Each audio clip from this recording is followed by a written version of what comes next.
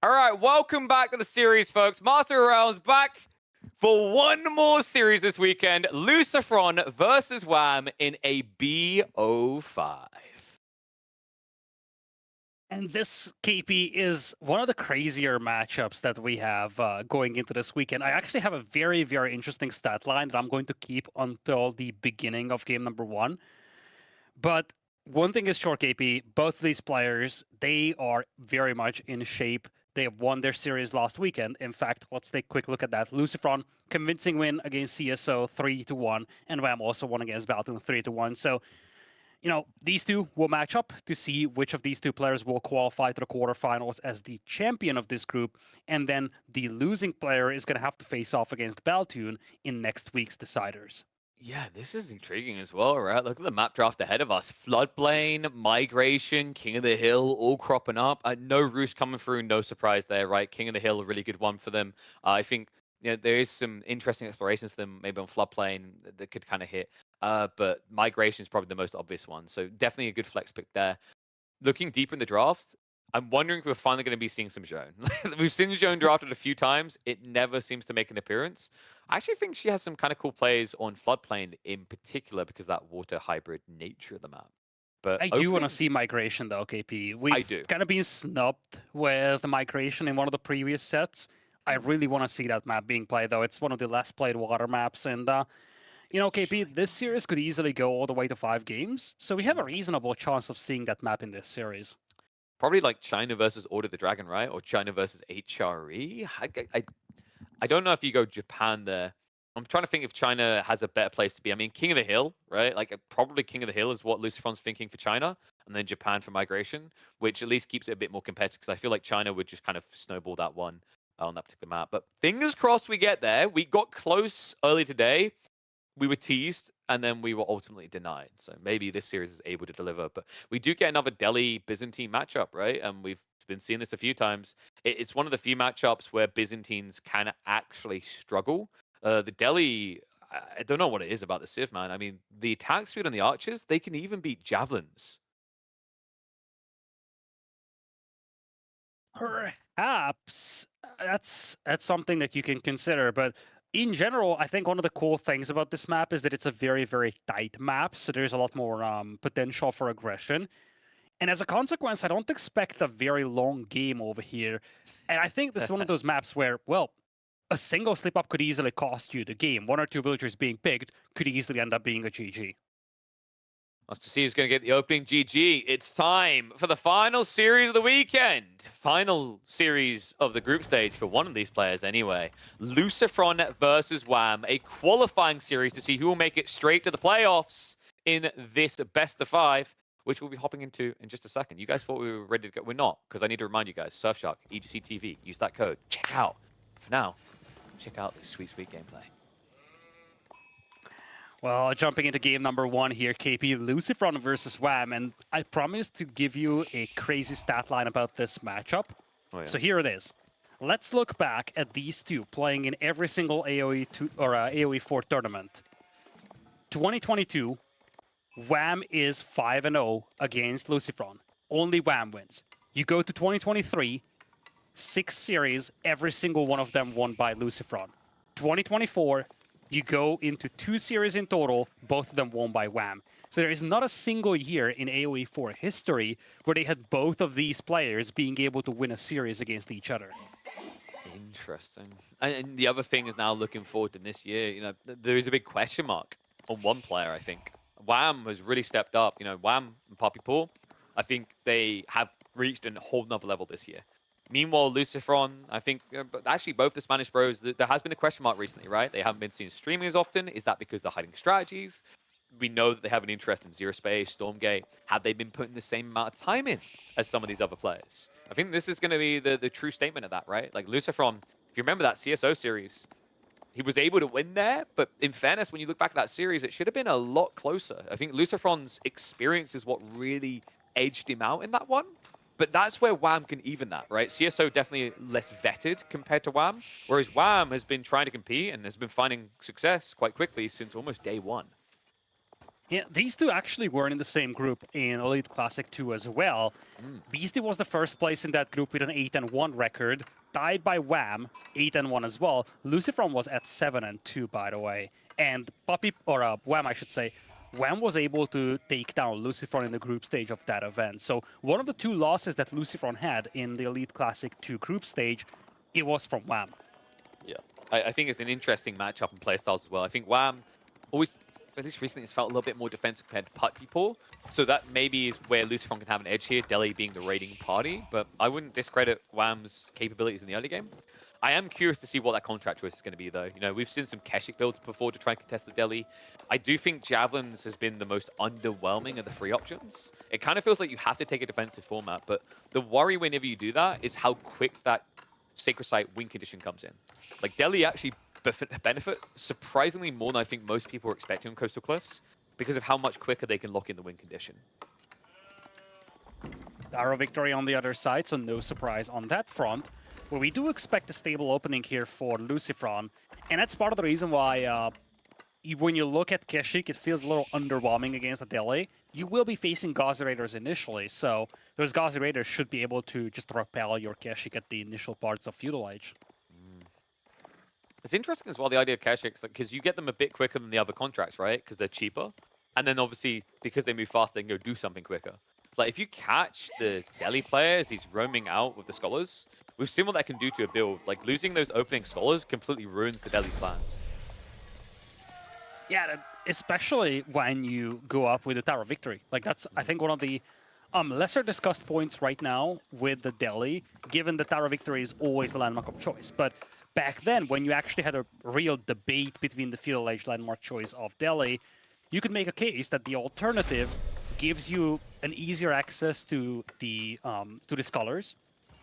And that means that you can be a little bit more careless with your Scholars. You can be a little bit more aggressive walking out for Sacred Sites. With the Tower of Victory, you have to be extremely careful because you have a very limited amount of Scholars that you can work with. Okay, that's kind of surprising. LucifroN actually opens archery range. I mean, it kind of makes sense, right? He is expecting Limitane, but typically you always go Ghazi for the raid potential. Maybe he's worried the spawn is a bit too big, a bit too good, rather. Like, if you look, Wham, he got the back spawn gold. He got 2 wood lines on the left side. Berries are at least on the forward, but you know, that's going to be the hotspot, right? Where Limitane are going to camp. So Archers does also give him an ability to wall in these sacred sites really early. It's not just the fact that he goes for Archers. It's also the fact that he's doing so with efficient production. He actually is using one of the 2 Scholars he has to buff the production on the range instead of actually accelerating his progress towards getting Sanctity. And just give you more efficient units. Also lets you get that Blacksmith transition earlier. Horseman, wow. Dude, Wham so read him here. I just genuinely assumed it was a Rax. I didn't even glimpse it twice. And LucifroN seemed to think the same. Yeah, well, we haven't really seen Wham's base as this was unfolding. Maybe it was a last-minute cancel of a barracks. I think so. We'll probably never know. But he went forward to scout the production building that LucifroN was playing with. He saw the ranges, or he saw the range, I should say. And now, these horsemen is out there, out here for blood, and no response from LucifroN to this. He doesn't have the there wood is to no build a new response. barracks. Right, like, you can't get them out quick enough. Even if you now go Rax, Yeah. remember, they're going to be Dark Age Spears, so they won't even immediately buffer this away. And it was a cancellation. Yeah, okay, so I'm not getting old. My eyesight does still work. Sick bait, sick timing, and now Wham. Any sort of suffocation that's meant to happen just got heavily delayed. Oh my god, And now, this is even better. Look at the contract. yeah, the thing I love about this, KP, is that Wham is now dictating the pace of the game. Yeah. He set the tempo with the horsemen, and now he forces LucifroN to commit heavily into spears and archers, and now he's adding the longbows himself. Longbows that outrange the archers from the opposing player, longbows that you can use to snipe down the enemy spearmen. And let's not forget, the Delhi take a long time to get that upgrade for the Feudal Age spearmen, so I think this is such a good play by Wham. And I think the bigger problem, KP, is that if you want to get the Feudal Age upgrade for your spearmen, you have to use the barracks for it. So you're either producing spearmen or you're upgrading them. I mean, the crazy thing here as well is, like, you know, I'm just thinking back, if this had been Ghazi, just played it typical, right? You would have had an ability to kind of suffocate any play out onto walling up, into securing the back berries. You would have been able to break away from bad fights. You would have been able to come in and burn these walls in the mid game. Like, it's why Ghazi is just the bread and butter time and time again to Delhi, is you have options. But when you go full infantry comp like this, you don't have that same flexibility to say, this is a bad fight, I'm gonna leave. And now, when you don't have the choice to say that, it's gonna be backfiring hard, right? Horseman mobility, not to mention Lombo as a premium unit, is the type of thing that can stop LucifroN in his tracks. And we talked about this in the pregame, KP. This is a small map. It's a fast-paced map. You slip up once, you could be out of the game.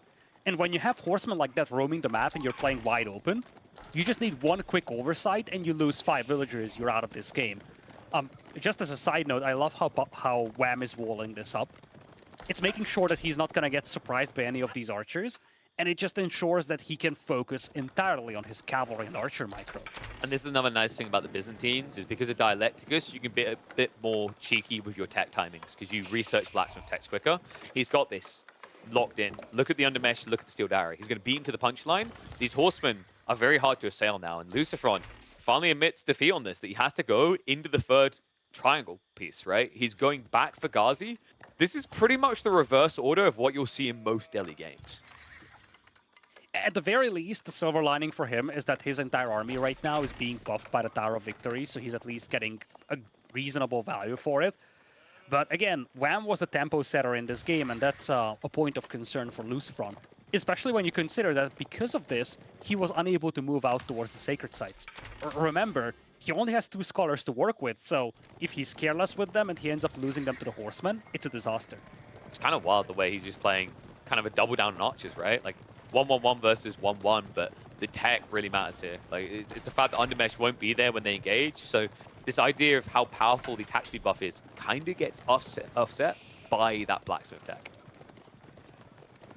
Yeah, here come the scholars. LucifroN is really trying to get one of these sacred sites for himself. And let's not forget, he's got 0 gold income. If he loses these scholars, he doesn't even have the gold to build new ones. Exactly. That's usually where it falls apart, because you're optimal, right? You don't want to be gathering extra gold. You can go gather at home, but it's the idle time, right? It screws with your build order. It puts you 2-3 units behind. For the contest in the center here. Really needs to choose the premium location. Wham's going to wait for the extra pump of Lombos, and that should be where he looks to poke. A bit premature here. The fragility of this matchup right now. I mean, it's impressive, right? Like, Delhi are kind of kings of this feudal play, but it just shows you how powerful the Byzantines are right now, that the eco and the quality of these premium units allows them to contest it. Locked in though. One is going to be decapped here, and it looks like that's going to be a forfeiture. LucifroN doesn't want to contest that. Olive groves are gradually getting added in, by the way. That's where we're going to see a real big kind of flourish in terms of longbow count in the mid game. And army numbers are neck and neck right now, but of course you do have that mobility advantage still, at least to a certain extent for Wham. He's got 13 horsemen over 8 Ghazi Raiders. He's looking to get some villager picks, and I like think LucifroN moved on to gold with Vills. At the back, looks like no gold workers here. I wonder if Expilatores is viable here for Wham. You know, the reality of what's going to happen here is by about 12, 13 minutes, Delhi are going to be on pocket resources. You hit them up, remember it's +2 damage, but then you also get paid for the kills. And oh my god, what is that? Oh, that's a beautiful surround. That is an absolutely monstrous surround. Scout goes down for LucifroN. Okay, he gets out of there. Okay. He should have lost the scout there. And the interesting part is that inefficiency from LucifroN. He didn't set up the mill in time, and when he finally gets it up, he has to walk away. So definitely a big loss of earning there that can give Wham the military edge. In fact, you're even now seeing it in the count. You have to be careful with that scout out there for LucifroN, because when you're facing so much cavalry, oh my lord, running into all these spearmen is nasty for Wham. It's like, but I almost got the Ghazi. Yeah, he was definitely getting distracted somewhere else. It's one of those dangerous things when you run longbow horsemen, because both things are valuable and both things can easily be lost, right? So you're just going back and forth between the two. There we go. You're starting to see that LucifroN micro showing, though. Like, the last few minutes, he's had some beautiful engagements, and I think one thing that's important to highlight here is that Wham's army is somewhat banked up. He took a lot of damage on these horsemen from the spears, and even before that, the Ghazi Raiders. We have got an extension onto more berries though, right? So the Lombo pump's going to keep going up. So we're kind of reaching that question mark. Like, can Lombos carry these mid-late feudal engagements? Or is the Delhi attack speed simply too good? Well, to be fair, it's 43 archers combined versus 24. So that's a big army here for WAM. Undermesh is about to come in. This is scary though. Like, you've only got 9 Ghazi. That is a lot of Lombo archers. That's a lot indeed. And I think some of the scholars are banked up as well. WAM was trying to snipe them with the cavalry. Wasn't able to so far, but Longbows can easily pick off those scholars in the backline as well. Still going to kind of be annoying with these horsemen. There is a wall coming up now from LucifroN on that north side. No cap on the south though. Scholar does get sniped out, but has at least got enough now, right? He's got 3 in reserve, 221 gold. So we're past that stage where, oh no, I lost my first Scholar, GG, comes into the picture. LucifroN has that one sacred site, so that means that losing this one scholar isn't catastrophic for him. Love the walls though. I feel like LucifroN had to pursue WAM throughout this game because of the lack of walls. And now that LucifroN is building up his army himself and he's looking for the direct engagement, I love these walls just preventing WAM from breaking him. LucifroN is fully backed up, by the way. So WAM should be able to get the easy decap right now. Is Lucy looking for castle? It feels like it. It would be a dicey call because the armies are neck and neck, and with the Delhi, you wouldn't be getting your immediate upgrades. Of course, you could play into the men-at-arms approach, or maybe even Lancers against this, but I feel like it's a dicey call doing that with only one sacred site that is currently being decapped. This is starting to feel like farm diff, right? Like, if he doesn't contest the mid-map, he runs out of food. And Olive Groves are just better. Clash comes in, Ghazi charge straight on up in the face of the archers, but remember, the archers are kind of a pseudo frontline here for the Lombos. The Lombos are the kings of these engagements for WAM. Horseman, pull back, Spears getting raged, but now he opens the floodgate. LucifroN needs to be careful. Horseman on top of him. Spearman count getting low. Ghazi have lasted a long time here, but now the cav for WAM can win out. Yeah, the army value is just so much better right now here for WAM. Those spearmen really weren't able to do much. Lovely move by WAM to hold back the cavalry until the spearmen were gone. And the longbows do so much damage sniping this out. And KP, normally when you use longbows, they're slow. You can't really pursue the enemy with them. But here, WAM also has archers. So he's chasing down these enemy archers with his own horsemen plus the archers. This is so much damage done on LucifroN. Destroyed value is up in the skies. It shows you sometimes just sticking 1-1 is better than go for the 1-1-1 build, right? No spearman needed at all. It felt like that was the death sentence for LucifroN, and this is what happens when you don't open Ghazi. I feel like it's the reason it's been the backbone time and time again. What a sick bait to open this series from WAM, though, right? That has to be on LucifroN's mind, rather, how he just kind of got cooked by that one detail. Love the fact that we just saw archers as a blunt instrument to front line here, and now the outcome is undeniable, right? LucifroN, only a handful of archers and Ghazi left. I think he's just processing the incoming loss. Yeah, he has both of his wood lines on the front. So once he loses these archers, he's got no access to wood. Wow. Cool game out of WAM to open this series. And LucifroN seems to believe there's maybe a recovery mechanism here. Maybe he's a little bit paranoid that WAM's trying to tech. He wants to see that he's fully invested, but I think we can see the full picture, right? Like, WAM is holding some resources back. Nowhere near enough to make a difference here, though. Yeah, the army count is triple right now in the favor of WAM. I think, look at the reinforcements trickling in the minimap. I think that's part of the reason why LucifroN is still holding. Maybe he's thinking, okay, I can clean this up. But when he sees that second wave arriving, it's just too much for him to deal with. Army count is heavily in the favor of WAM here. And LucifroN was pushed away from the hunt too. I don't think he's got a lot of food left to be worked with. Yeah, he's actually snuck on the east side, but that's just been found. I think 3 horsemen just ran in there, so the deer now being struck up. Delhi about to be pushed back behind the wall. I mean, you could try to contest this, but you know more on the way, and that is it. That is all it takes. 2 horsemen to force a wave of the white flag. I loved the mind games of this game. LucifroN, he opened with an unconventional opening using the Delhi. He went range instead of opening with a stable. And on the other side, WAM just said, listen, I'm going to open with cavalry. And that kind of set the stage for everything to come. WAM was the tempo setter for the initial part of the game. And I think part of the reason why that was so successful, why this build in general was so successful, is because he was able to mass his longbows over time. That's something that was set up by the fact that he was the aggressor for the first portion of Feudal Age.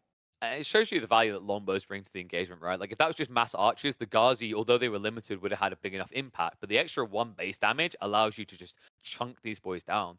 But you know what the biggest impressive part to me has been about today so far?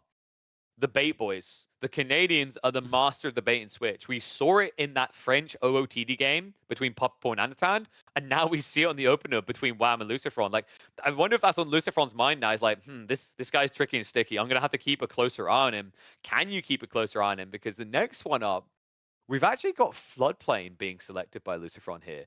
Abbasids versus Mongols. I haven't seen Abbasids yet here, Lidicor, but in theory, incredibly strong because of trade. We've seen a crazy Floodplains game in a previous series, and Yep. I mean, we could be up for another one right here, but this is going to be fundamentally very different. Mongols, of course, always no stranger to aggression, and that's something that we could see from Wham over here. I'm actually curious if he's going to try to make this game very chaotic.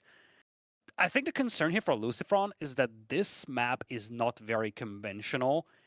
And LucifroN and Vortex, they have very similar playstyles. They prefer those conventional maps.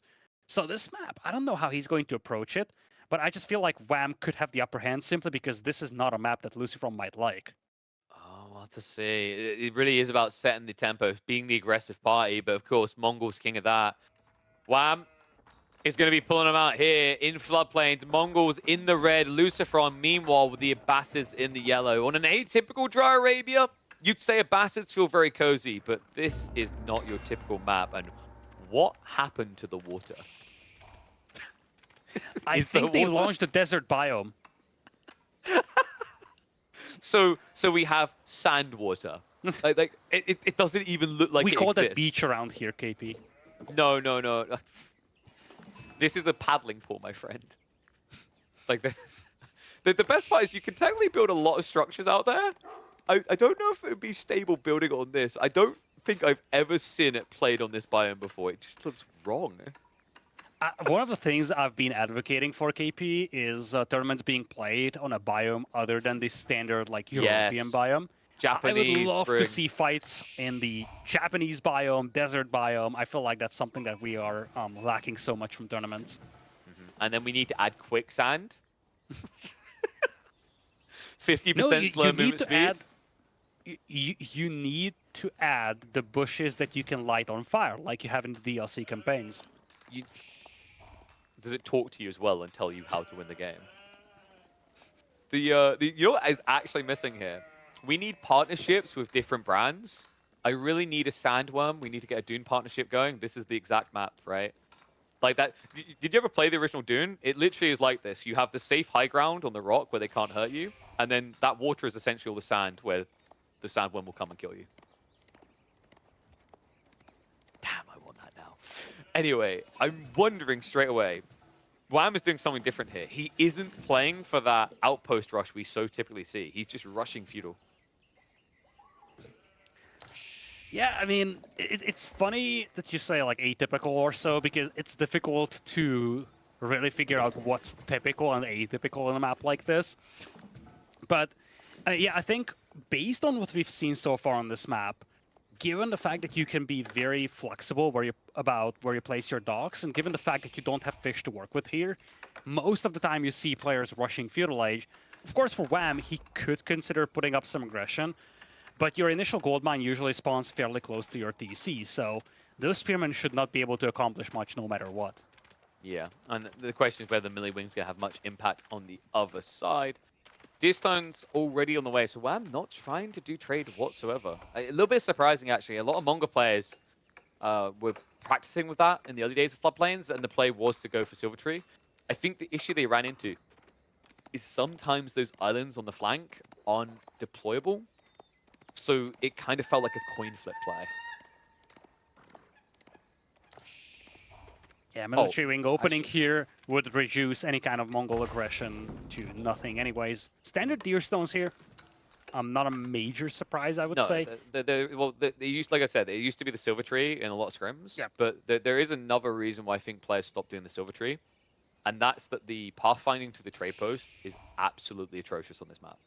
Like, seriously. Yeah, it's weird, but it's also, I feel like when it comes to trading, it all comes down to you having a definitive water control, and that's not a given on this map. So I feel like yes, no. The bigger problem is, so if I was to say I'm going to place a silver tree in the right corner, your assumption would be that the trade would walk across your starting island, right?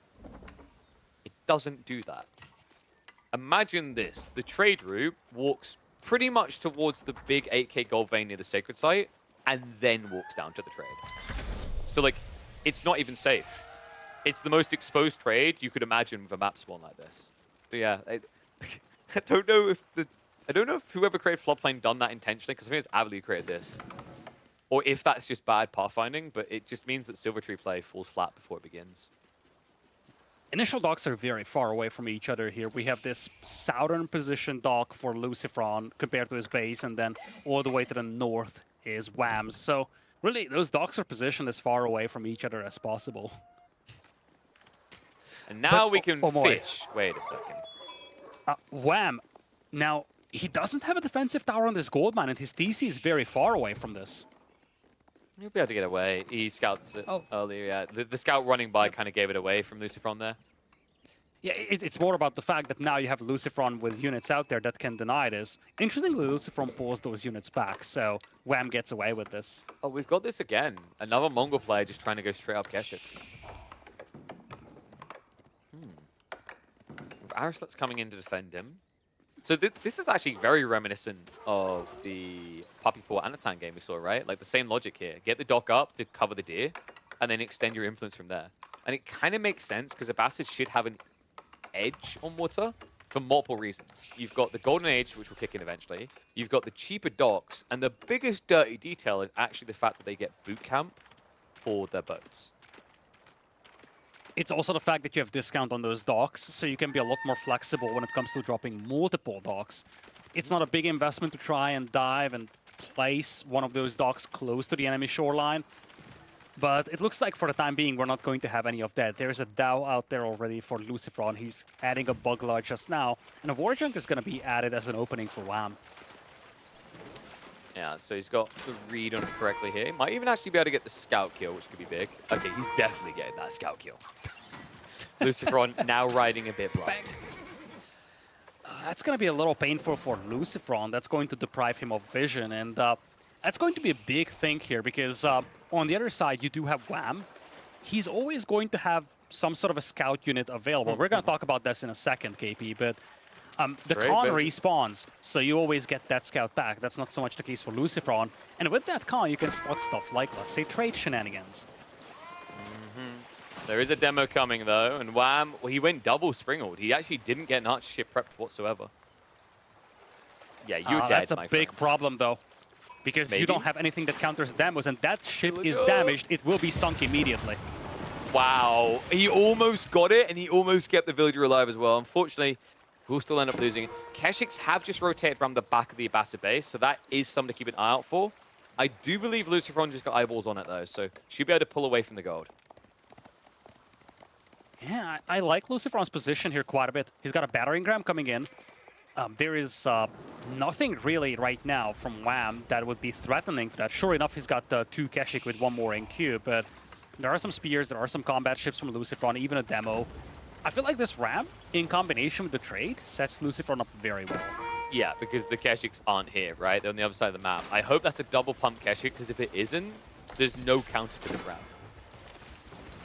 Actually, spears are going to be pushed back. Knock. Demo coming in. Wow, needs to be careful here. Keshiks are now here, so there we go. Should be able to protect the dock. It's going to go down, though. Mistakes made. Demo can move in. Keshiks have to back off here. They're starting to get targeted. Demos will follow through. So Springle ship gone. 1 dock on fire. Ram definitely paying for itself. Yeah, this is good value for LucifroN, a very nice micro. He waited with the demo until the Bugler sniped the galley on the back line. The second dock does have weapon emplacements, and there is just a galley in queue that's going to die instantly. Yeah, the demo's not even reacting. Wham! What is going on right now? I mean, he's idling the gold on the other side of the map. He's losing the game in the center. Yeah, this is problematic for Wham. Sure enough, he's harassing LucifroN's gold mine, but at the same time, he just lost his docks. And remember, LucifroN is trading already, so he actually does have little concern about that gold mine. Got more dock drops coming in, so Wham's just going to try to recover in water. Unfortunately, look at this, LucifroN. He knows something seems wrong here. He's scouting for it. I honestly hope, for Wham's sake, that these Keshik weren't just torching down that mining camp from the very beginning. That would be a very underwhelming use of the Keshik. They were. Yeah, that's sad. I mean, Very, very sad. It's the only excuse they have for being gone that long, right? It had to be something akin to that. Outpost now up on the berries as well, so no easy raid target there. And I believe, yeah, the docks got cancelled. Wham had to shift to the east side again. Yeah. I think LucifroN ate a demo shot on his Buglass, though, because those seemed very banked up when we took a look at them. A couple of villager picks here, very nice by Wham, but he's still down by 6. And remember, this gold mine is still very much exposed here. He's going to have a tower up in time, though. Yeah, the problem is the trade, right? The trade is definitely worth the villager cost as well. I think it's giving, what was it, 70 of each resource? 70 wood, 70 gold. Yeah, that dock is out. The villagers are sneaking out. You got to be very careful around that demo. So harass that's being queued.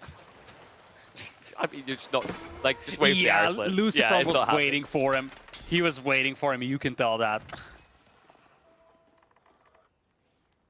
So we've got to attempt to get a dock out here again that could easily backfire with the demo position. Spearmen are going to try to react to this, but I mean, 2 Keshiks versus 2 spears. You'll never beat the Keshiks for that. Especially when they're not upgraded. Hardness stat just came through. He targets the injured one, maybe, but Wham pulls back just in the nick of time. So what is Wham's way out of this? Because the eco lead is scaling, right? We've got additional traders being added in. This is tough for Wham. He's piling up a lot of food, but I feel like the problem is that his resource income isn't steady. So let's say he wants to go to Castle Age. He's got no long-term solution to his food eco problem. He's actually taking berries right now. But if he stays in Feudal, what is he going to do? His fleet is right now vastly inferior compared to LucifroN's. And LucifroN is already trading out there. He's got an 8 eco lead. And that trade is very valuable. So when you look at the eco lead, it's not just the fact that it's 8 workers more. It's also the fact that those traders are awfully efficient workers. Maybe the one negative is LucifroN. A lot of injured boats here, right? He's not sending them back to repair. That's defender's advantage for you, but is it going to be enough? Archer shift does come out. Does get the hit just in time before he'd end up losing the downer trade. Double injured Bagler pushing is not a good sign here. Another Ram has arrived, but considering you can't stay here, that's a free cleanup for the Keshiks. Yeah, that was the low HP Ram anyways, so I think LucifroN just sacrificed that to save the Baglas. But yeah, those Baglas have been banked up for a while, and that's a concern for LucifroN. He does lose one of them. Nice little dive by Wham. Keshiks are still being annoying on the backside. LucifroN has invested a lot into spears now. That's, well, I mean, he's getting some value for those spears harassing that gold mine. I think the bigger thing is going to be harassing the food, though.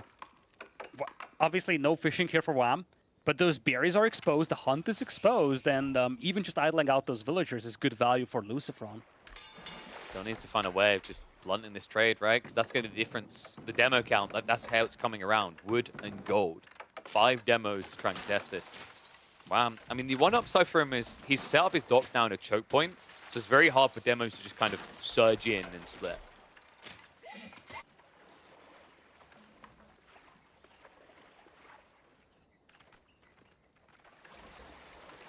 Wonder.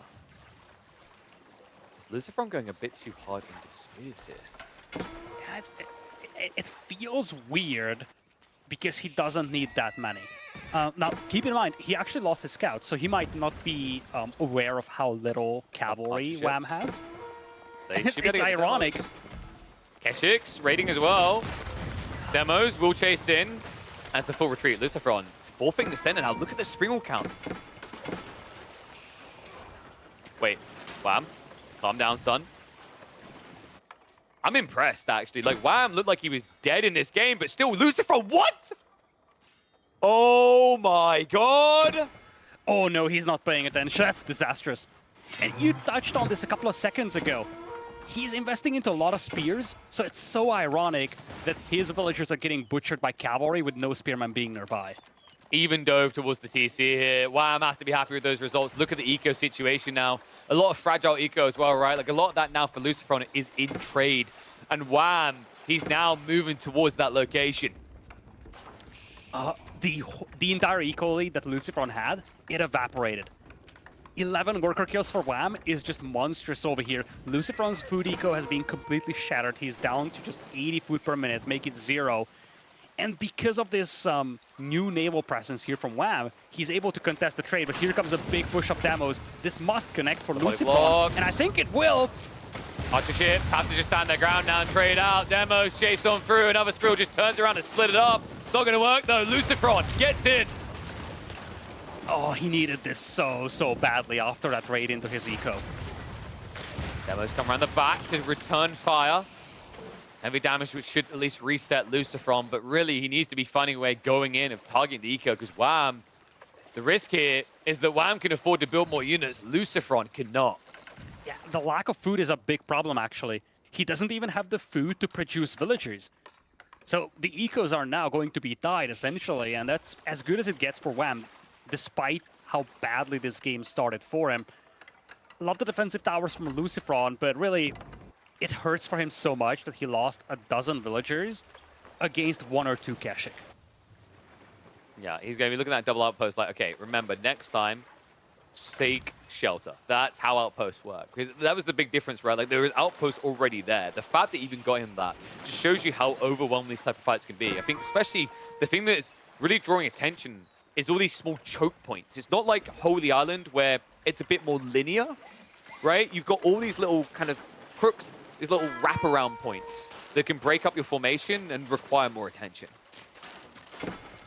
Yeah, these new docks do get found here, and the OVO is also close to the shoreline, so Wham needs to be careful about that. This time around, LucifroN does have Spearman back at home to repel these raiders, and that's the last Keshik that Wham had. So, as much as he did damage to LucifroN, LucifroN is back on track. He once again has an eco lead of 10, and the Navy seems a lot more formidable as well for the yellow player. Yeah, Wham needs to get out soon, though, is the problem. The trade really is starting to kick in. Demos. Shift trying to counter, but that's 4 demos. They're already in. Beautiful That's it. hits. Fleet gone. I'm surprised LucifroN is not chasing here. There was a low HP war jump that he could have chased down, but I guess he didn't want to be overzealous. It's the back dock, right? Like this dock right here, demo comes out, it's GG, right? You lose your whole fleet and then trades on the line. So exactly. I actually don't blame him. I was thinking about the same. He wasn't sure if there is a demo coming out of that, and he didn't want to risk it. That was still such a good fight for him. Army numbers are equaling out, though. So as good of a fight as that was, Wham is actually getting back in terms of fleet numbers, and these Buglaws are once again very banked up. Still don't have piracy tech, right? I don't believe so. It's like, well, I think it's 175 resources now. It's so tough to find a way of getting into that, though. Archers getting those demos on the backside. Nice trapping shots there. So Wham pretty hard in the archer ships now. This is where LucifroN's strategy of mass demos starts to kind of unravel. Yeah, and I think Wham realized that. I think Wham realized that LucifroN just wants to slam dozens of demos into his fleet. So now he's going super aggressive on the archer ships just to make sure that the demos never work. Demo is actually going far north. He's trying to deny the dock up there. I don't know, maybe. I don't think he wants to snipe the dock. Maybe he's looking for like larger clusters of trade ships that he could sink. He's actually drawing a lot of attention. I think at first there was a pull of Springles up, but LucifroN did reset and realize what's happening here. Meanwhile, Village on the front line, one goes down. Others unlikely to come back to finish what they started. I say LucifroN is a merciless tyrant who sends them back into their inevitable death.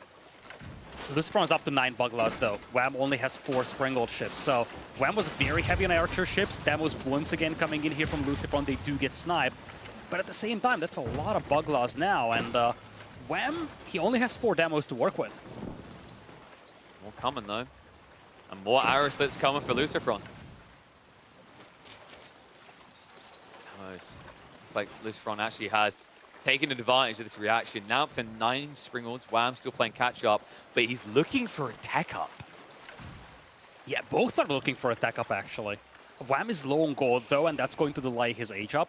At the same time, LucifroN is a little low on food, but more importantly, he's playing the Abyssids, so he's got no means of expediting his age up. If the Kurotai can find an island to deploy on, actually, that's kind of bonkers for these fights. It's, you're saying that it's actually a pretty smart idea, especially given how these fights are shaping out. Yeah. This is That's what I'm thinking. essentially... All the fights are focused around this middle part of the map right now. It's traffic jamming as well. Like, it's reaching a point where LucifroN has too many boats to fight, but then to grief him even more, his trade boats are kind of stopping him from retreating. So, like, having more sometimes is bad. Speaking of more demos on both sides, Split comes in as Wham chases through. Kind of works against him there, actually. Ends up just triggering a detonation. Land Nice raid. find, though. And oh boy, Wham lost 10 eco at some point. It was 11 to nothing a couple of minutes ago. Now the fleet is gone as well from Wham. Our ships come out, but they're like, guys, come back. You're our front line. This is falling apart for Wham. LucifroN, classic mode for him, right? Water hybrid maps, draws attention to multiple locations and overwhelm he is. This is such a chaotic map here, KP, but Wham lost 12 eco behind this. And at the same time, his fleet is getting decimated. He's distracted by the naval micro, and LucifroN was able to punish that. He punished that with spears, by the way. At the same time, demos pop out for Wham now. Decent hits on the bug loss, but the fleet is still much bigger for LucifroN. Not enough. Wham. Not enough resources either. Culture Wing already on the way. Military lead is nothing short of huge and too big to overcome. LucifroN reminding us why he's a king of the sea. I just want to highlight that we didn't even have a split second to talk about the fact that LucifroN was playing 2 TCs. This is how chaotic this game is, KP. We had villager raids, back and forth actually. You can actually see the villager drops here on this plot. We had a 2 TC build from LucifroN for the second portion of Fuel Age, I guess. We had trade for him, we had naval combat, and I guess there are probably a dozen other details that we weren't even able to focus on because of all this excitement with the naval combat. What an absolutely insane banger between these two already. Just 2 games in, and this series is most definitely delivering. And, well, with the fact we're now 1-1, it promises to deliver even deeper in. But, you know, the interesting part is, what do we have left? So floodplains out of the way. I think it's all land maps now, right? Did we have? No, we have 1 water map. It's the migration. Migration is going to be interesting. Kawasan as well. This is looking decent for LucifroN. You know, we did have an HRE Japanese game earlier between CSO and Balsoon where HRE won. But I don't think it's meant to play out that way. I feel like there's a bit of a misstep. Japan should feel quite powerful in this particular matchup here. And that's concerning for Wham because, you know, remaining 2 maps will be King of the Hill and Migration. King of the Hill is a map where you can play all-in style, and you can play a little bit more aggressive. You can play a little bit more crazy. But at the same time, it's a standard map, which is something that LucifroN is usually happy with. The other remaining map would be Migration, which is a very water micro-heavy map. It's difficult to pull off crazy shenanigans. And we've seen in this game that when it comes to pure water fights and just micro versus micro, LucifroN has the upper hand in this matchup. So I feel like regardless of the outcome of Kawasan here, LucifroN is going to be very happy with the remaining 2 maps in this series. So let's see if Wham can actually upset the balance of things in our minds here. Hybrid map on the table. Kawasan about to kick off. HRE in the hands of Wham. LucifroN taking the Japanese that feel like they can do no wrong in the hybrid category. Can Wham force a mistake? First thing to look out for, of course, is players moving out towards the ponds. Are they going to share a pond, or is this going to be a split? But Wham opts to open with a barracks, something that we commonly see from HRE players over here, putting that extra resource income to good use. Will get scouted immediately by LucifroN, though. You have a feeling that he sensed this is coming. He went to the enemy base, saw the barracks, turned back immediately. It's almost as if he was looking for that barracks specifically. And look at the easy counter, right? Like I mentioned, Mongols versus HRE, really good for HRE, right? Because you do this play to counter Mongols, and then you can overwhelm them. Same with China. But this isn't Mongols. They have walls. They have the ultimate counter to spear spam. He's gonna try to block this. Leave the sheep, maybe? Oh, cheeky. Yeah, that's so cheeky. He tried to actually time the burn instantly. So instead, I think he realized he's just going to have to stand here. Yep, walls are coming in. Wait. No, bam. Not like this. Not like this. Oh, there's still an opening. There's still a hole there. Tap it up. It'll connect when it's complete, right? Will it push him in, though? No, it pushes him out. No, he's in. He's trapped. No. I think he's trapped in between the trees and the wall. Wait, what? No, he's fine. He's trapped because of the scout, but he's definitely not trapped in the tree. Who will win the race, though? It looks like the scout. No way. He doesn't get the kill. Oh, man. Scout. Talk about the little details. This is just such a chaotic series, KP. Is he in? I don't think he's in. I don't know. He's I not can't in. tell anymore. Wolves, they got more confusing when they fixed them. So the defense is up, and Wham is now 5 spearmen down the hole. That hurts so much. Now he has to go for the gold mine. That's the only chance, because he's not going to torch down these walls at any given moment. At gold mine is reasonably close to the TC, though. Yeah, if you edge Gather, right, I think you can just walk back in range. It's going to be tight. Wham is on the way now. Spearman showing up pretty quickly, courtesy of that marching drills. And a dog drop now coming in from Wham.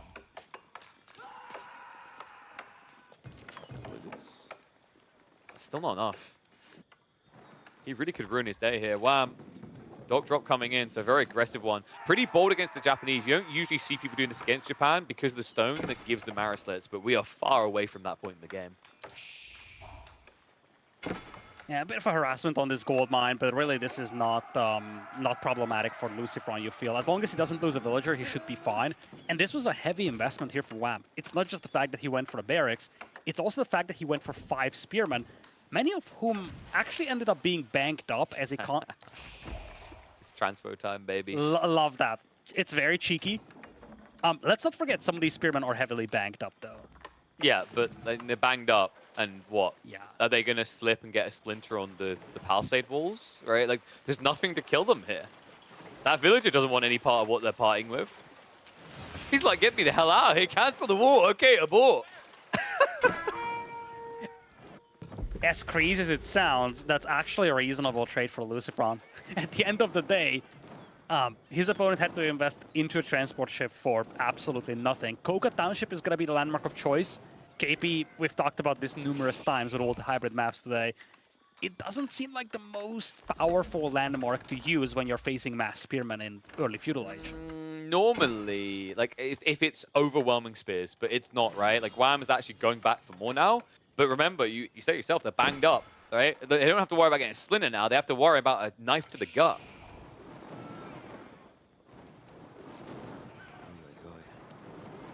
So LucifroN, I wouldn't be surprised if he rushes out straight away to attack. Because the other thing is you can just queue up an archer ship, right? So, like, you always have this safe zone to retreat to. Kind of surprised the transport ship isn't sitting between the fishing and the dock. You could at least, like, idle up a bit, right? Like, slow them down.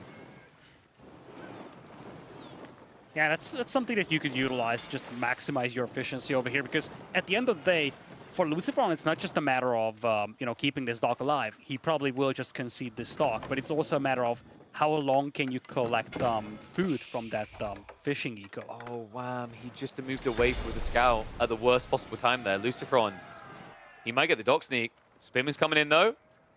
Yeah, but it's a Dark Age Spearman, so... He's got a couple more, but this dock should finish, I do believe.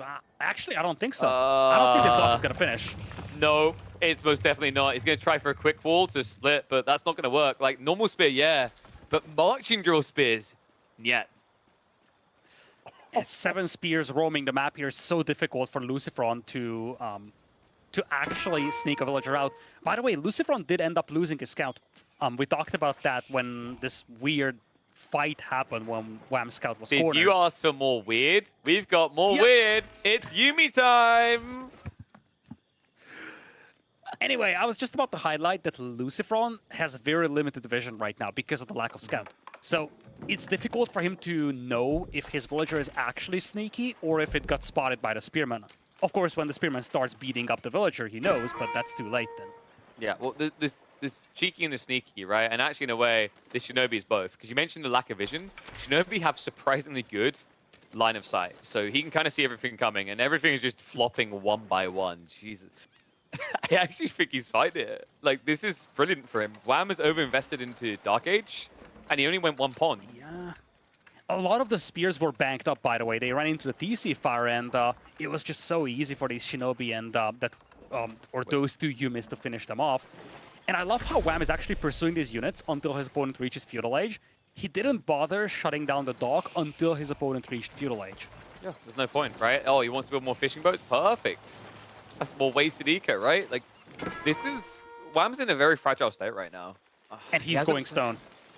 Okay. He's very, very heavy on stone as well, KP. That's like 7-8 villagers on stone for Wham. Yumi just outplaying here, Spearman. They're going to get upgraded. There's just not going to be much of them left. And Doc is being snuck here. Is this arrow slits, or is this a crazy second DC build from Wham? It must be arrow slits, right? But he still has the villagers on stone. It has to be arrow slits. Like, 2 TC just sounds wild here. I feel like it'd be way too slow. Because, like, but again, why would you get 200 stone for arrow slits? You really and he's like still arrow having the slits. villagers out there. Maybe you want double arrow slits, triple arrow slits. It's just I Keep all the don't know villagers, if though. 2TC is quick enough here compared to Japanese fast castle. Oh yeah, I would dislike 2 TCs here quite a bit. Maybe he was just concerned that the Shinobi will push him away from stone, so he wanted to bank up a bunch of stone so he can have a bunch of arrow slits. But it feels so weird. He's got 200 stone in the bank, totally unused. Doc already up on that north side for LucifroN, ready to contest. South side, really already decided. Doc's down. Wham, with the double dock, will not be denied by the Shinobi at least. There's only 3, he'd need 4 for this, but he can screw with the timings here if he moves right. Oh, that Springle Chip will pop out just in time to prevent the Shinobi. Shinobi were on the way, but Springle Chip is out, so this dock might actually stand. I wonder, can you just hit land eco though? Like, look at where the gold is. Look at where Wham's gathering. Exactly. He's nowhere near safety. You could also even shut down the TC, which is oftentimes a thing that you do when you have nothing else to do with your Shinobi. Scout does see the Yumi coming. Now, this is the interesting thing. This is where Yumi suck. Because now you're just a worst archery archer. Just think about it. Like, in every way. Oh no. Wham actually pulled his Hawk, so he has nothing defending this dock. It means that it's being shut down right now. Shivs out for the last Spearman remaining. Men-at-Arms also getting queued up. So Wham, he's going full land assault. Men-at-Arms archers here. I don't like that. Men-at-Arms are so pricey, and he doesn't have a good fishing eco. How many sheep does he have left? Not be a lot. Demo? Oof. Not going to work out nicely there. Yeah, not many sheep. His villagers from gold were also pushed away. That's 6 with Arkin, by the way, so they will just disappear. Tawara now being taken. One of the docks here for Wham on the northern pond is still being shut down, by the way. He still has a second dock to work with. But let's not forget, it's not just about having docks or having combat ships out here. It's about having fishing. Yep. When you look at the southern pond, LucifroN has a lot of fishing eco. Wham has absolutely no fish working for him. I'm pretty sure LucifroN could just go castle here. His eco's a little feeble for that, but with so much fishing, I wouldn't be against it. I don't like his gold income for that, though. In general, he's like super heavy on wood still. It would make a lot of sense, right? Like, your opponent overinvests in water, he's building a feudal army, you come over the top of Mount Samurai, you do have berries on land. A lot of wood it might be dicey against all this feudal aggression, though, because Wham is now heavy on the archers. He's got some men-at-arms, some spears on the way as well. And LucifroN does have a front gold. I believe that is that arrow slits on land, maybe, for the gold coming in. Shinobi, meanwhile, an absolute massacre here. Do find the villages. And will find their way out into the safety of the trees. Yeah, it's double outpost, but it's not quick enough. It's not fortification either. Like, actually, the men-at-arms could just burn this down. It's tricky. I think if you are LucifroN, you snipe the archers and then you just commit the villagers to the other tower. And yeah, Wham is just going to fall back here. He did lose his scout as well, so he's deprived of vision as well. Yeah, but we've got siege engineering coming, so Wham's not going to let this go. He understands LucifroN's out is castle age. And this could be good for Wham. Because LucifroN really doesn't have much of a military production back at home. Shinobi and 2 Yumi won't cut it. The problem here is, like, if he's off on the timing slightly, with the overboom on gold, LucifroN, theoretically, you can just play Yumi here. So if you get enough for the upgrade, for the tech up, as well as the veterancy, and Steeled Arrow, then you've got enough to repel this. Oh, Gavin continues. Ram is going to slow this down, and LucifroN does have full eyeballs on this. Food about what is he ready. going to do against that? He's putting the arrow slits on the towers just now. He has everything he needs for Castle Age but the gold. And that's his weakness, that's his kryptonite. Because this push is going to hit the gold. He's got a massive eco lead. If he makes it into Castle, this is going to be awfully difficult for Wham. But I think Wham has the perfect timing here. Villager's being pulled. Whoa, calm down, lad. They're not that close yet. Yeah. And LucifroN is caught in between here. He's got insufficient gold to age up, but at the same time, I think he marketed his way up, right? Yeah, Flown Gaze on the way. Still, he has no gold once he gets there, so this is still a losing play right now. He needs to spend more. Yeah, he actually built a market, sold some food and wood to age up, but again, as you highlighted, it's one thing that you reach Castle Age. All your premium units, they cost gold, so if you're cut off from gold, it's going to be difficult to get 3-4 mounted samurai out easily. Villagers aren't getting taken down here now. Keep in mind, Wham doesn't really have much backbone left behind this push. The archer count is getting low, so although he's going to clear the mining camps, although he's going to clear the outposts, he's not going to necessarily have much to hang around with afterwards. Yeah, and once the first couple of mounted samurai are out, Wham doesn't have much against that. He only has 2 spears. I genuinely think you just Yumi drop this. Okay, he's got stables coming in now. I guess he has got the food, right? Like, if this was starved on the docks, then Yumi clears this up. But yeah, he's just going to go for the mounted samurai push. You know, Wham established a good food eco for himself on the other pond as well, so he's got some sustainability, but he's kind of stuck in Feudal Age. He does have a formidable army, though, and if you start mixing in a couple more spearmen, it's going to be difficult for LucifroN to fight this. Mounted Samurai are superior to everything that Wham has, but LucifroN cannot afford to mass-produce them. He doesn't have gold for that. He's going to have to keep trading his way, but maybe if he can push this way quick enough, he can make it play out. The Forge is still up after all. Ram, he's going to get target down. That Mounted Samurai, though. Oh, LucifroN, no, that's hello? a beautiful surround, and look at LucifroN's gold KP. That's the problem for him. And yeah, and oh my god, he misread it. He thinks he can go back. I think one of the big things here on Kawasan, especially with this generation, is that you only have one safe gold to work with. Everything else spawns mid-map, and there is just no backup gold here for LucifroN. And we've seen this back in the past a lot.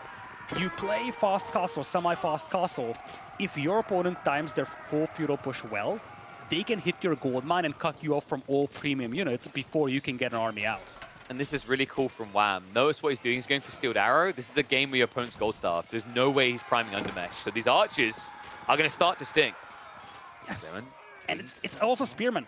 Spearmen one-on-one don't beat the Mounted Samurai, but it's about the ability to replenish, or, well, lack thereof for LucifroN. Ecos are equaling out, and LucifroN is starting to lose momentum here, if he ever had any. Even the archer ship giving the assist now, so low HP on those Mounted Samurai. No easy way of quickly healing them up. Outposts are going up again, but I mean, there's nothing to stop Wham from just building another ram. Now you dive. Now you start picking up villagers because you realize that LucifroN is desperate for gold. Reset here. Fresh Mounted Samurai ready to die. I don't think he's really respecting what's happening here. The early inception, LucifroN was targeting down those spearmen, but since then, it's starting to slip. And LucifroN has no plan B for gold. He's actually selling resources for gold, which obviously gets worse and worse as time goes on. And I don't think he has even seen that Wham now has 11 spears. It's only a handful of spears up here, but you've got a lot more coming. There's no way that LucifroN can push this back with Mounted Samurai now. And this is the perplexing part to me. This is why I thought he'd try for Yumi with veterancy here, right? To just overwhelm, because gold is blocked, wood is safe, right? Like, it just seems like the no-brain play. I think what LucifroN done is he thought too much about the food on water and was like, if I go Yumi, I'm not using my full eco. The timing was just so good on from Wham on this, though. If he's 30 seconds to a minute too late with this. LucifroN has enough gold to get Mounted Samurai out to clean this up. LucifroN simply doesn't have enough good Mounted Samurai. A lot of these are banked up as well. Basically no HP left on them. Still trying to tap those outposts up. Archer count is at least being depleted, but Regnit's now on the way behind this for Wham. That's the problem. That's the big problem here for LucifroN. 5 or so minutes ago, he had 10 eco lead, and he beat his opponent to Castle Age. Now, it's neck and neck on eco. Army count is still twice for Wham, although unit quality is slightly lower. But it's going to be a Regnitz here for Wham, and he's got good map control to secure relics with. I mean, if this turns into Yuumi now, with Castle Age on the side of the HRE, the archers are simply going to be better. So, it's not just the archers. If you're playing heavy archers with the Japanese, HRE will be more than happy playing men-at-arms or even lancers. And this is the interesting thing, right? Like, he's going mass Yuumi to clear out the spears to enable the Mount Samurai here. I'm wondering, does he actually have enough burst here? Maybe with double Euroshiro archery range, I could see him getting the numbers together. Yeah, he's actually building up a respectable force of archers. Like, that production is coming in very quick, and now he's securing relics. The last couple of minutes have been very dicey for LucifroN, but now that he started mass-producing Yuumi with the Yorishiro, it gets interesting. He's getting some raids going, much-needed raids, I should say. And I think most importantly, he's yoinking all the relics while Wham is being distracted. Yeah, this is really big, right? Like, it's already 2 more relics on the way home. Those west side ones theoretically should be safe, but this is where Yuumi are really frustrating. They move so fast that they can intercept, even if they have to go around these walls. Yeah, they don't have veterancy just yet, and it's not even queued up for LucifroN. Looks like Wham is thinking about switching into men-at-arms here. On the other side, the Onamusha could actually be a very good unit here for LucifroN, both from a mobility perspective and both from a counter the men-at-arms perspective. Ooh. So I wonder. Now, like, the crossbows, it feels like a misread on that detail by Wham, right? Like, the crossbows, it wasn't a forced reaction. Mounted Samurai were being addressed already, but now, I mean, this is the issue. Yuumi can beat crossbow back quite convincingly. Yeah, it's maybe Wham thinks that Yuumi is essentially being produced because LucifroN doesn't have gold and it's a emergency solution from LucifroN. I don't think he fully realized that LucifroN is going hard into Yuumi. So maybe he's thinking now that LucifroN has gold, he's going to go back to Mounted Samurai. And sure enough, LucifroN is adding new Mounted Samurai, but the backbone of Lucy's army right now is actually the Yuumi. And remember, Yuumi, they can kind of contest in the fights the way it's been designed currently, but the bigger deal is they are a secondary raid unit. This movement speed allows them to go for economy. Like that nice one right there. On Vils. That was spiteful. Side note is that LucifroN moved towards the middle. He's actually picking up all those berries in the middle, and he's fortifying that area with towers. Something that we don't necessarily see very often on this map for a variety of reasons. Wham is now switching into men-at-arms and maces, though. He's got 16 men-at-arms, and LucifroN doesn't have a hard counter to those right now. No, but also, Wham is struggling on the relics. He's finally got one on the way home. He was actually getting intercepted by 1 or 2 Mounted Samurais on that west side, so heavily slowed him down. And remember, LucifroN is also inflating his eco more now with these Yorishiro drops. We've got, I think, 1 in the farmhouse. I believe there's also 1 in the forge. Yep, exactly. 3 relics right now for LucifroN. He does have 1 sacred site as well. The remaining 2 relics should fall into the hands of Wham over here, but these men-at-arms, they don't have a natural counter here from LucifroN. He's got a couple of Mounted Samurai, but not all of them are actually in this fight. LucifroN intentionally playing towards his pond here just to get the assistance. Mounted Samurai are being overwhelmed right now. A little bit of a misread there. LucifroN assuming he could take the fight. Dead wrong. And this was before maces. Now with maces, those Mounted Samurai are even more vulnerable to the men-at-arms. And look at what's coming. LucifroN doesn't go for the Samurai switch. He's going towards Onamusha. In the meantime, the Mounted Samurai are going to find their way into the economy again. Yeah, Wham is struggling to clean those up, and LucifroN still has 12 Mounted Samurai on the field. He's pivoting away from the Yuumi.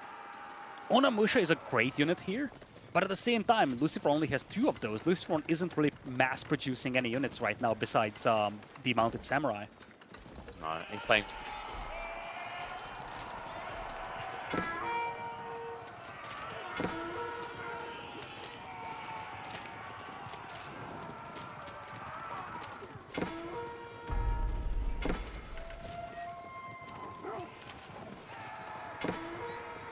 Did we lose KP? It looks like we lost KP. Well, folks, it's gonna be just you and me until KP gets back. Do we have KP back? Behold! Witness my Yuumi power! Okay, no, the Yuumi, they're kind of flopping right now. We need a mass transition away from this right now.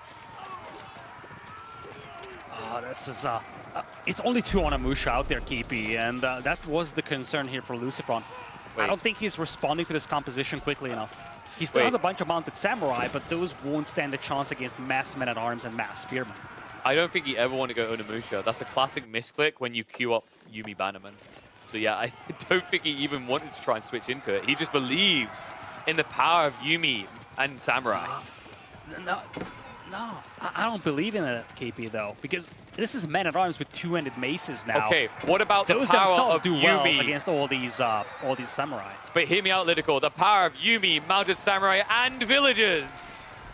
No, okay, I'm not convincing you. You know, this is getting a little bit grim. Mounted samurai count, we're really not where it needs to be right now. It's kind of odd the way that LucifroN's somewhat holding on in these fights, though. Yuumi are finally going off those crossbows.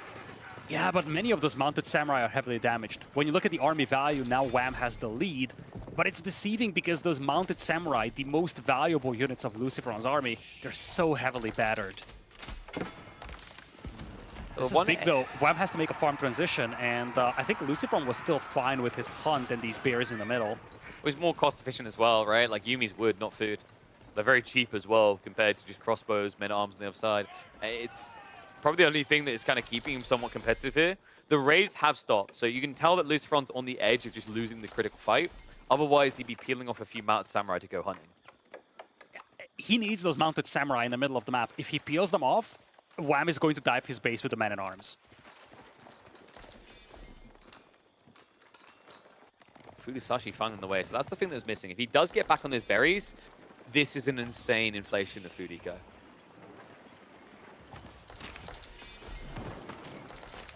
Wow. Oh, he expects a mango switch, so he's prepping Springles. Makes sense. We do often see that at this stage in Castle Age. Like, Japan does love to get into mangoes. The Yorishiro drop need is it kind of sick. Just for crowd control, if nothing else. Now you have a bunch of crossbows on the backline as well for Wham, so he's got a direct tool to eliminate all these mounted samurai. But guess what? They're not in the middle of the field because once again they come in for a raid. That was so well executed. LucifroN, the patience, and also the moxie of it. He waits until the enemy army is at his door to spring this attack. I love it, but at the same time I hate it for Wham because he doesn't have walls. He's got the left side walled. He knows that he lacks mobility compared to the mounted samurai, but he doesn't have walls on the right flank, and he does get punished for it. And that's a lot of eco kills from LucifroN. He's up to 35, and now you look at the eco counts, KP. It's getting better and better for LucifroN. Yep, the villagers have to shift off the wood line as well, so distraction works out, draws the main army east side. More time now just being bought. I mean, this eco lead, remember when we were basically even Stevens, now 20 up, and it's going to get better. Second TC in for LucifroN. And let's not forget, Japanese farming is no joke either. So that's going to be a very efficient economy for LucifroN. It's a 1,000 per minute from all 3 main resources. Compare that with Wham. His eco is a little shaky now. LucifroN still needs to be careful because a direct fight is something that he's going to get annihilated in. But KP, he is switching into Onimusha. This is not a misclick anymore. He's got 12 on the field and 5 more in queue. He finally feels like his opponent has gone a bit too deep. 33 men-at-arms probably is the critical turning point there. But the villagers, Wow. Wow. He's losing the game here, KP. Finally realizes it. Idle time alone's going to hurt him. Look at his income. It's way too late, KP. He lost so many villagers here, and his food eco has been shut down for so long. He needs to find some retaliation here. But guess what? LucifroN's gold miners are prime target, and he does get a couple of villager kills himself. Onimusha haven't revealed themselves just yet. This could turn into a backstab. Wham! Has now overextended. Watch again. He needs to find value for these troops. His own eco is a train wreck. He's actually sending a couple of troops back to clean this up. I think he needs to dive LucifroN's base. Big difference is that the Onimusha can now snipe out his men-at-arms. Yeah, and Wham, I think he knows you can't take this fight. But the problem is in the retreat, you're going to lose so much of the army.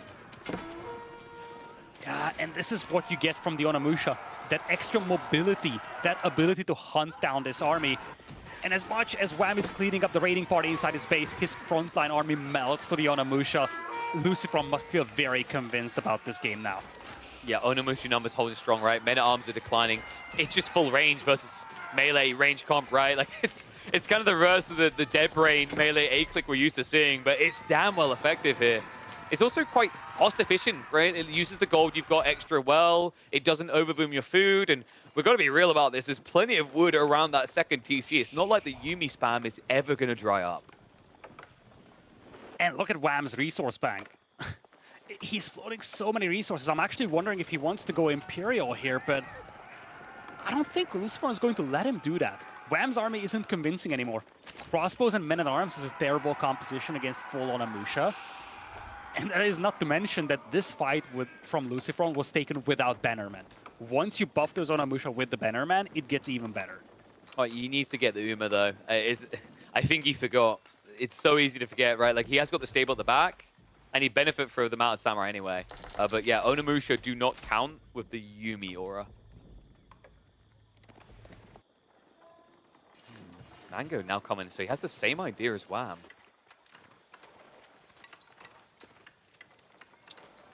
Ooh. Wham's getting ready to pull the trigger. Go deeper. Imperial Age, soon to be on the way. I mean, he needs to go into Imperial here. He has lost way too much eco. I think the concern is that the moment Imperial Age hits for Wham, LucifroN is going to dive his base. And just a side note here, the fishing eco of Wham to the north is completely unprotected. If LucifroN brings in 2 Springolds, he can hunt down half of the eco that Wham still has left. Tech up now on the way for Wham. Past Swabia. Now, the good news for Wham is if LucifroN goes Imperial Age, there's no Navy threat he needs to really worry about. Because, wait, no, I forgot. The Atakebune. No, I can't think that. I can't. Yeah, the Carracks could make a difference, but the Atakebune, the unique ship for the Japanese, shouldn't ever be appearing in this game. Yeah, Pass of Swabia will finish uncontested. Army count is still neck and neck, by the way, KP. But Wham, his eco isn't looking super duper shiny. And most of that eco is in the form of fishing, by the way. 2,000 food per minute. If he starts losing those fishing boats to those Springolds, it's going to start dropping very quickly. And indeed, here comes LucifroN to snipe out the fishing boats. Stonewall's also going up to make sure there's no flank raids coming through. Tech up complete. And LucifroN, he also does have the Kaburiya, so easily able to just gap close and disengage as he needs to. Dutchy tech coming through, though. We could be seeing a full Samurai switch. A bit dangerous now, considering your opponent has the potential to get elite men-at-arms. Yeah, I would love to see some Bombard Towers from Wham, though, because LucifroN is looking to dive. Bombard Towers could be one of the few tools that you have available to hold him off. Mango! Oh, no. Big hit. Beautiful hit. Wait, it's a monstrous hit. And what is LucifroN doing? Why are there villages here?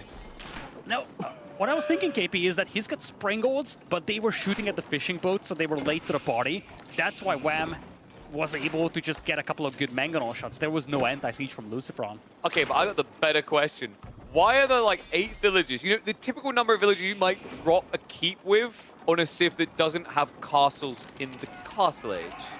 He might have just group selected them with the army in the middle. It's a big whoopsie. Moving back towards the he berries now, actually is taking all the berries from the middle, by the way. Starting to save up as well. Imperial seems like a possibility here. And it's happening again. He's actually group selecting those whales, gathering the berries alongside his army. Springles. Please, Springles. Anti-siege on anti-siege here. Corvin winning out. Dives into the crossbows as well. So heavy loss there for LucifroN and Wham. Down with momentum. I don't like this for LucifroN. A lot of his villagers are here in the middle. I'm not sure how big his farming eco is right now. If he loses momentum, his own food eco could be in trouble. Remember, he still has that southern pond, and Wham could start shooting at those ships with a Corvarin, for instance. Wham, he's feeling it right now. Momentum switch is over, and LucifroN admits defeat. Wham takes the third. Oh my lord, what a back and forth game. And really, Wham pulled it out from the absolute abyss here. It looked so grim for him. LucifroN had the lead in so many ways, but, you know, he moved up with his army, tried to punish Wham for that Imperial, clutch mangonel shots from Wham, and LucifroN just ended up tapping out. But really, probably the most back and forth game of all so far, KP. At this point, I would be shocked if this series doesn't go all the way to 5 games, though. It's quite possible. I think what happened there as well, that you can see it, LucifroN understood that because of the amount of gold access that he had there, and also the fact it's past Swabia, he couldn't sit back and just tech up. So that was his downfall, right? That rush in where the Mango got that initial hit, that's the weakness of Onimusha. Similar with Horse Archers, right? They are complete class cannons. They cannot take a hit to the face and keep on walking. They're the pipsqueak on the side of the fight that keeps saying, yeah, and for what? And throwing an apple at you. But the moment you get in range to punch him, he's backing down fast. And all of a sudden, LucifroN is backing up against that wall. Nothing but perfection. And we have to look forward to the next map because we could have migration on our hands. Instead, we head into King of the Hill for a Malian Ottoman showdown. Now, here's the thing, KP. We talked about migration in a sense that LucifroN would probably prefer to play that because water micro is something that he feels confident about against Wham, at least based on what we've seen in this series so far. King of the Hill is a classic map, though. It's something that LucifroN is a little bit more experienced with. But out of the 2 remaining maps, this is the map where it's easier for Wham to pull off shenanigans. He's got the Ottomans facing off against the Malians over here. I feel like LucifroN, he needs to be happy about this map. It could be a lot worse for his playstyle. But at the same time, it's totally understandable why Wham went with this map instead of playing Migration. It also means that if we end up playing a decider game, it's going to be on a very water-heavy map, KP. Yeah, I'm a little bit worried for the final map for Wham here, actually. I'm not convinced Order the Dragon can slay the Chinese beast, right?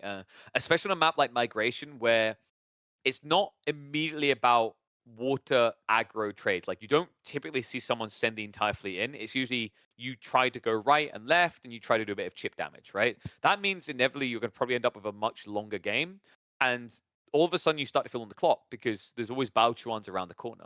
Add in the fact that China is really good at land grabbing the center with a Barbican drop into an eventual Great Wall Gatehouse. And you have, I think, a very uphill battle for the Order of the Dragons. So, Wham, we're going to have to see if he can solve the Malian threat here. It's been a while since we've seen this particular matchup on King of the Hill. My instincts, it used to be Ottomans would try to play feudal here. I'm not sure that's an option anymore. Probably a 2 TC build into Fast Castle. It's an interesting idea. I'm not necessarily against it, but I feel like one of the key things that you always have to look out for in the context of King of the Hill is controlling that sacred site. This is a map where you can play into all ends, and we could see either of these players going super aggro, trying to win with the sacred site. Let's see if either of them will attempt doing that as we will head into King of the Hill for game number 4. Game number 4, Wham on match point. Can he close it out here, or are we going to a water map where, quite frankly, LucifroN has looked on another level? Comes down to the Malians to see if he can get him all the way 5 games, and we wondered what the opening was going to be. Answer comes in. It's not going to be this slow and steady military school. Wham, actively investing in Spears. I like that quite a bit.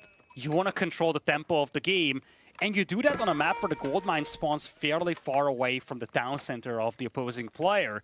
This is definitely a map where you can put a lot of pressure on that pit mine. And it's concerning for LucifroN in a sense that his backup gold mine is right next to that as well. It's interesting, actually, because we've seen matchups where the Ottomans can just spam spears into a vizier point and imams win the game. This shouldn't be one of those particular matchups, but really what matters, to your point, if you think about the cost of Donzos, it does have that hybrid attack, but there's a premium cost associated in the wood. And that's the drain difference here. Not only is the Ottoman player playing less wood into per spear, but also they're paying less to even get in the racks to begin with. So theoretically, their ceiling, their count, should be much higher than what the Malians can do. Can you get an outpost here is what I'm wondering. This is way too far away, right? Yeah. So you have to forfeit it. Yeah, this is dicey for LucifroN. It's probably not catastrophic. He's going to have enough gold for Feudal Age.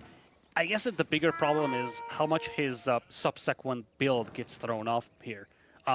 If you want to go heavy on the sacred site in the middle, maybe play semi-fast castle, fast castle, then being tight on gold is definitely going to slow you down. So I feel like Wham playing this aggressive with these spears, it somewhat limits the strategic options that LucifroN has available.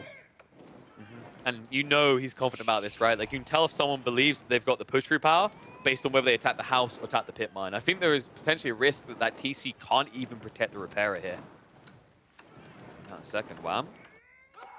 Should be looking for the dive. That TC is not in range. It's gonna be so frustrating here for LucifroN. Villager is gonna get pushed away, and this is one of the characteristics of this map. Your gold mines spawn pretty far away from your TC. It's consistent across map generations, and now a tower is coming up as well from Wham. There are no backups here for LucifroN. The large gold mines are all the way to the north of his base. There's just nothing that he can fall back to. Mansa Quarry is going to help buffering this up, but look at the chaos inside his eco as well.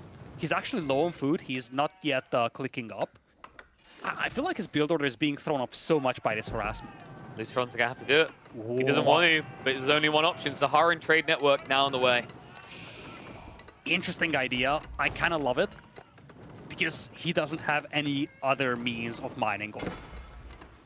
Mansa Quarry would help with the gold income, but that's not a long-term solution. This tower is going to help protect the gold mine. Problem is that you need to find a way to take out that tower from WAP. Yeah, you need to deny the villager. This is a trade-off, right? Either the outpost goes up or the pit mine goes down. That's the logic I think LucifroN's applying here. This isn't going to be quick enough. I think you sacrificed the pit mine. You can't afford to let that tower go up for WAP. You can't stop it with 2 villagers, though. That's too weak of a pull. At the very least, LucifroN will save the pit mine, it seems. But the problem is that he is still being denied of gold. His mineable gold is very, very limited. I would not be shocked if he went Textiles and tried to just rush this tower down. The alternative is what? You go blacksmith, siege engineering? That's quite expensive. You wouldn't have the gold. Yeah, but he needs that gold. It's growing in popularity, right? We mentioned this. Madrissa would probably make a lot of sense on a map like this. So I'm wondering, is Wham's real goal here to try and just get castle quickly? It would make sense. If you're trying to play like a fast castle rush, if you take all your gold away from your opponent, you should be able to beat them to castle age. Side note here, LucifroN either garrisons villagers into the tower, or he garrisons the scout. If he garrisons villagers, he loses out on gather rates. If he's garrisoning the scout, he's losing out on vision. So it's actually a pick your poison scenario. Whereas for Wham, he can just keep the spearman inside, and he's not going to lose out on anything as a consequence. So Textiles coming in. I think we know where this is going from LucifroN. Should be quick enough as well. Wham, he does have the stone for an arrow slice placement. Hitmine has to be getting low at this stage. This is going to be tight. Remember, that's all the gold that LucifroN's getting. That's the problem, right? Like, this tower is so important here for WAP. The Spearman would have been repulsed by the Saharan Trade Network. But with this tower up, LucifroN is unable to mine gold, and his strategic options are so limited. And at the same time, LucifroN is nowhere close to being able to pressure Wham here. Here it Wham is. is just doing whatever he wants, and yeah, this is something that you have to do if you're LucifroN. Does he have Textiles?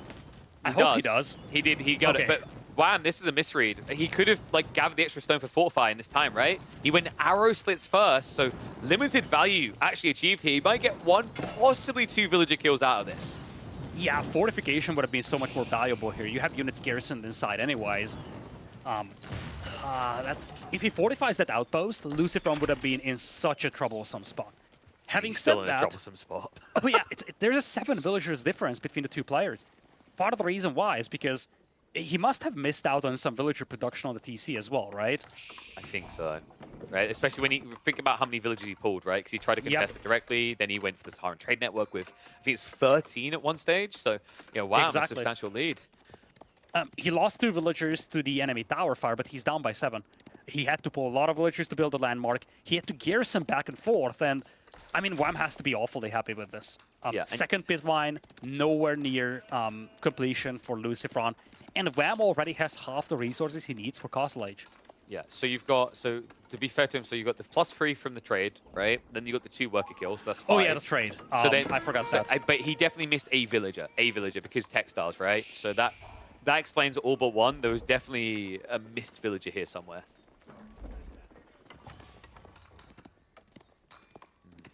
Outpost also going up, so Wham's showing his real intent. He doesn't want to play this age anymore. This is indeed going to be a Castle Age rush out of the Almonds. And I like it quite a bit. Not because it's a Castle Age rush. I like it because it all revolves around completely messing up the early game build of your opponent and then punishing them with a powerful Castle Age. You can capture the Sacred Site, you can pick up relics, and you can start moving out with men-at-arms or lancers, something that LucifroN isn't going to have a good answer to. I wonder, is this going to turn into a typical King of the Hill where, like, the biggest issue I think is going into the Malian base? Maybe you just force them out quicker. I wouldn't like him going into the Malian base directly. Yeah. I would prefer to see him going men-at-arms, because that's not something that Malians have a direct response to. And then... They do, but they like it doesn't feel strong until Castle Age, right? Yeah, I mean, you can play Musafati, but I feel like it's more of a you dictate the tempo of the game if you go men-at-arms. But I think priority for Wham should be collecting the relics over here and just extending this already significant lead that he has. I think the biggest problem is, you know, for LucifroN, the struggle here is Sofa can't really be the backbone because Janissaries. And Janissaries can kind of shred the Musafati as well, right? So there's probably going to be a very archer-heavy army coming out of Lucy. Poison Arrow Archers are really good, but LucifroN is very far away from Castle Age and Poison Arrows. Remember down the way, though, Wham not too far away from Castle himself. Another thing to think about is this map does kind of design itself around choke point fights quite often. That's another edge Mangoes can have. And in general, on a map like this, the Malians focus on an infantry-heavy composition. They won't go heavy sofas, especially not this early. So the armory, it's guaranteed to give you value because you expect to face a lot of foot soldiers. Spike still just being a pain in the ass. It's only one, but the other time achieved. I mean, it's a good thing Textiles did come in with LucifroN, otherwise he'd probably be an extra 2 villagers down that tree line already. Ooh. So LucifroN, this has to be Farimba then, right? Normally, it's an interesting debate, but yeah, he's got 0 cattle. And this is a more of an all-in style map than many of the other ones that we've seen. You've got a lot of gold to work with as well. When you have momentum, you can take the large golds in the middle as well. So you could play around just going super heavy on gold and spamming out javelin throwers and Donsos from the Farimba Garrison. Yes, I think it has to be Farimba Garrison. That does at least give him a little bit of flexibility between 2 unit types, but there we go. Tech up complete. Immediately men-at-arms and lancers. And, you know, this is the thing that LucifroN's going to struggle for the answer with, right? It has to be mass Musafati. Question mark is whether you can get him quick enough. One thing that helps a lot here for LucifroN with the Farimba Garrison is that his eco is very, very weakish. So for him to be able to essentially funnel all his villagers to gold for his military production is actually very helpful. Only 2 pit mines and a Mansa, though, definitely weakens him. Yeah. Relic's also a more difficult play for you, right? Because it's a side investment, while Wham should just be able to play into the Imam point early on in this age. He doesn't have imams. He doesn't have enough units produced yet, because he went for the sheep, I believe. It's, I feel like Wham might be in a tough spot here, actually. His production kind of stalled out. Sure enough, he's going to have men-at-arms and lancers, but he doesn't have an overwhelming amount of that. He doesn't have the relics. And he started getting a lot of stone here. He's opening up in military schools, but I think eventually he wants to keep in the middle. I think he needs to wall in the south side. There's a lot of food down here, and that should give him the lifeline to keep going deeper. Speaking of walls, I think LucifroN needs some walls as well, because those lancers, those could punish his eco very, very easily, especially considering that a lot of the villagers are heavily damaged because of all the fights that took place near LucifroN's base earlier. Musafati immediately getting queued up. Undermesh also on the way. Bam! I mean, this army is completely underwhelming. Yeah, that's my concern as well. Sure enough, lancers are neat. A couple of men-at-arms as well, but it's actually quite a lot of Musafati warriors coming out as well. Wham reached Castle Age, but he did so with a fairly weak eco, and I think it's showing. He reached Castle Age. He's also trying to expand his military school infrastructure. So I think part of the reason why he's so low on an army count is because he invested a lot of villagers into mining stone and chopping wood so he can set up the military schools. It's a terrible opener right there. 2-minute arms just get clobbered down. We still haven't got the Imam play coming in. Instead, it's going to be Moss drop into gradual Imam spam. But now it feels like a bad timing, right? Like Lucifro'n, you're in the mid-map. You have to be very careful about where you walk here. This is exactly where the Framework Garrison thrives. Just spamming infantry into an enemy that's close to you. The Musafati warriors are now flanking to the south. Of course, with no scout out there for Wham, stealth is also an option here for the Musafati warriors. Wham actually decides to add a new scout here as a consequence. He's coming in with the walls, and those walls might just be in time because these Musafati warriors decided not to just continue south. Yeah, that tree line's very beneficial as well. It shoves him in towards the TC range, so stealth will not get him in unseen here. Meantime, north side, looks like Imam should be able to pick this one up. Double Knight can easily deal with the Donzo. Yep, Musafati warriors do sneak in though, and that could be a lot of dead villagers. LucifroN seemed to have targeted the stone, but there was not a single villager out there. He is going to be rewarded with a couple of kills down here though. Find the one villager, maybe the second if he gets lucky. Knights in the meantime will clear up the Donzos, and idle time achieved here. Really important considering Wham is heavily limited on food access right now. And Wham is stacking into archers, something that javelins could be a great answer to. In fact, javelins are already coming out for LucifroN. He decides to take a fight against these men-at-arms, which is a good fight for Lucy. He's wiping out a lot of these very valuable men-at-arms here. Yeah, perfect for him. Villagers come back a little bit too early. The archer count way too low right now. Bit surprised. Wham couldn't wait for the veterancy, right? Because of the lack of food access. But if you consider the amount of men-at-arms lost, did you really gain anything out of that?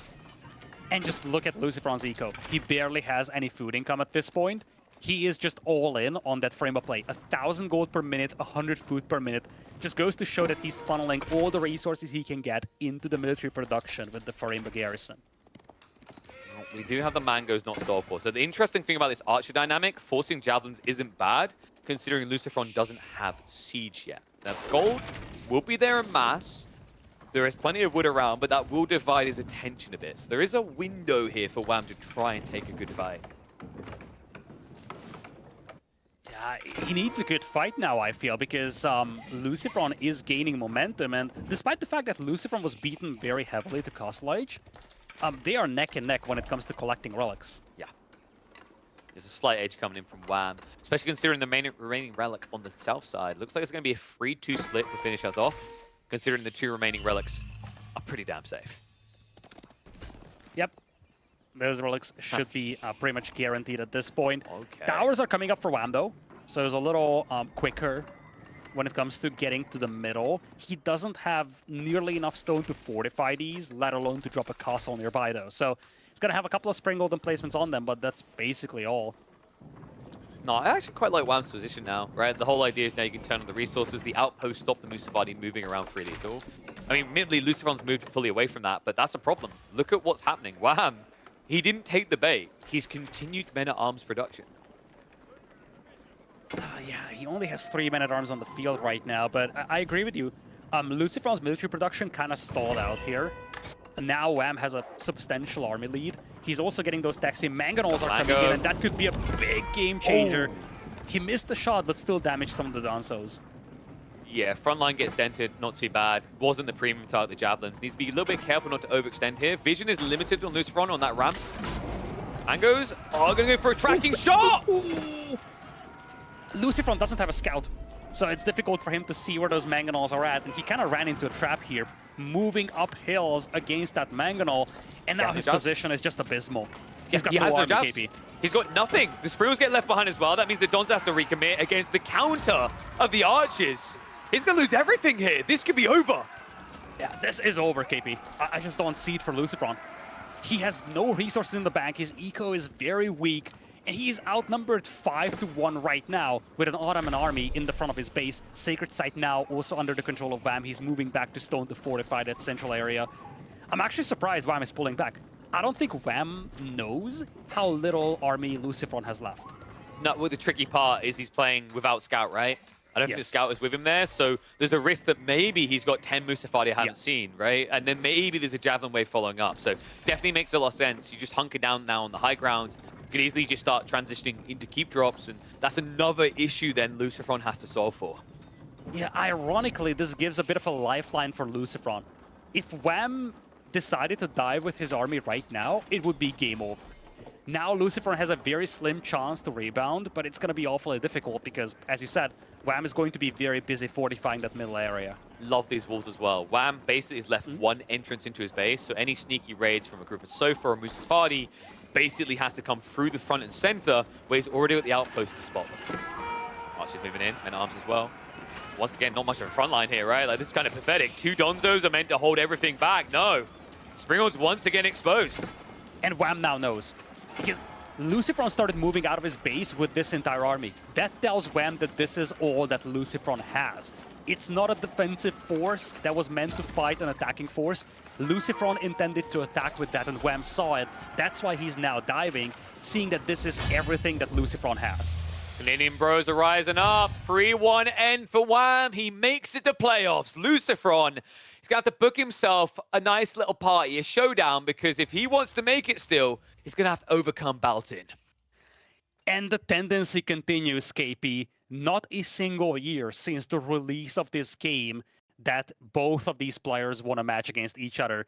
2022, Wham 5-0 against LucifroN. 2023, 6-0 for LucifroN. 2024, so far, it's 3-0 for Wham. What a series, KP. Absolutely magnificent. And indeed, it is Wham moving into the quarterfinals from group stage. LucifroN will have to play a decider next week.